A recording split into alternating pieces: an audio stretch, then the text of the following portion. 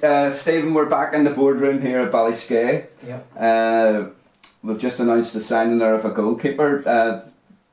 How did that come about? Listen, Rowan has just been, he's been a keeper that's been on our radar. Probably he's been on our radar since January, if the truth be told, but for one reason or other, January was probably a tough window to try and get signings done.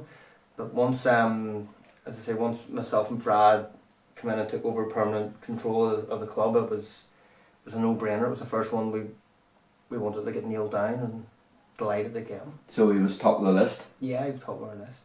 Brilliant. And well, I know it's probably, you can't really say too much. Would there be any more signings in the pipeline? Yes, it's been a long couple of weeks. You know, it's just, you know, you're just touching base. You know, listen, to be fair, there's still some of the leagues haven't finished.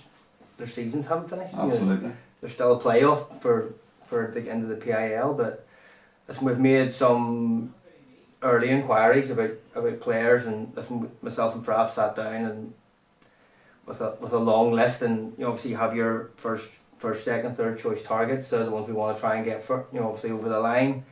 But what we are doing is we're working through our potential targets, and we're almost sort of laying down deadlines of when we want to try and get them to make a decision one way or the other, so we don't miss out on the second choice or the third choice potentially. It's been safe to say it's been pretty busy over the last month or two since the season ended. Yeah. I know all around the club, I mean, people haven't really stopped working, and it's great to see. I think there's definitely there's been a buzz since you guys have actually taken over. Listen, it is important that we did build up a wee bit of momentum for the end of the season, but it's very important that we just continue building on that.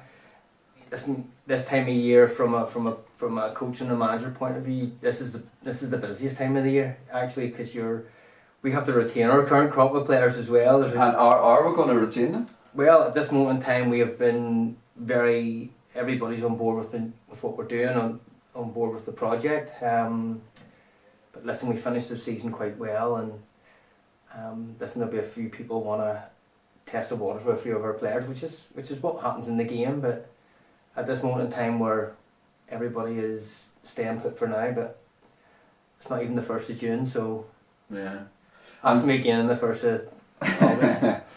So we'll have all the pre-season fixtures penciled in. It'll be being released shortly.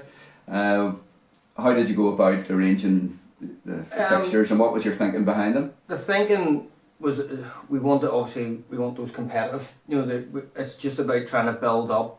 You know, I mean, the first couple of weeks of pre-season will be quite strenuous for the players physically in terms of workload of what we're trying to get them to do. But at the same time, we have to try and give them matches and try and get that wee bit of match sharpness up. The idea was just to get a mixture of opponents. You know, there's going to be some they're Championship and Premier, which they will be hard days for us. You know, in terms of, but we've got to test ourselves against that level of opposition.